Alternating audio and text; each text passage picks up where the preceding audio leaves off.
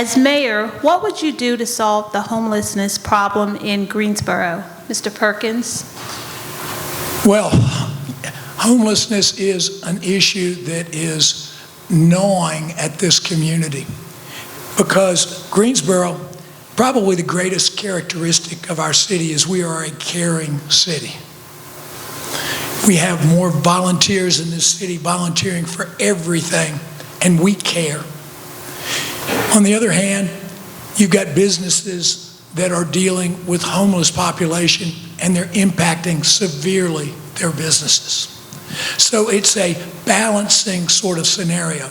Homelessness, there's so many root causes for homelessness: mental health, just physical health, just all kinds of emotional issues, family issues that cause somebody to be homeless, just plain down on their luck.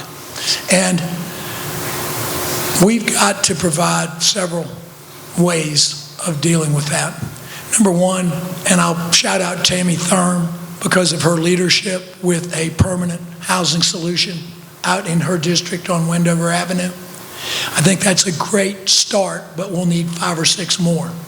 I also think that we need to have ambassadors instead of police officers, thank you, Mr. Matheny, to talk these folks instead of calling 911 and sending them to jail. What purpose is that going to solve?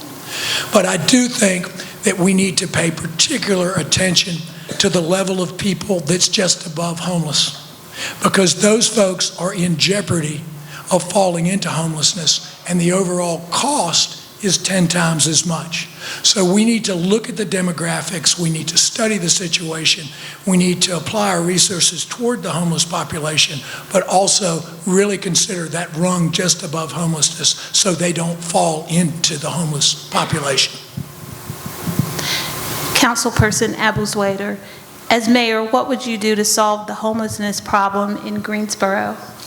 So I would continue doing the things that we have started doing over the last several years, and I would make them even more prominent. For instance, the permanent supportive housing, because you have a lot of people who are going to need what is surrounding them. I liken it to a one-stop shop. I was in the Family Justice Center as a charter member of the executive board, and we need places like that where there's a one-stop shop for the person to go get their assistance while they have a roof over their head. That is most important.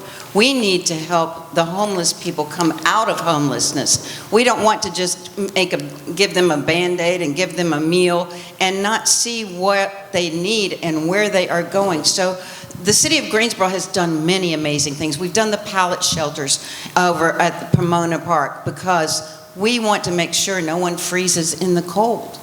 And through that, there is a contract with the Interactive Resource Center where they are found and help them find jobs and transportation and all of those things to get them out of homelessness. Something hit me several years ago. I was in a group and we were asked, do you realize that everyone in this auditorium was probably one check away from being homeless? And I thought about that and I was like, we have to do everything in our power. Our police department now has a homeless outreach team. They go out and find out what the person needs, get immediate resources. And also, we are worried right now because if the administration cuts the SNAP benefits, that could run out in November. Think of the terror that those people are going to go through without any food at all. So we need to think ahead. We need more faith organizations, and that is what the faith organizations and the nonprofits are doing. We are all scrambling right now. Thank you.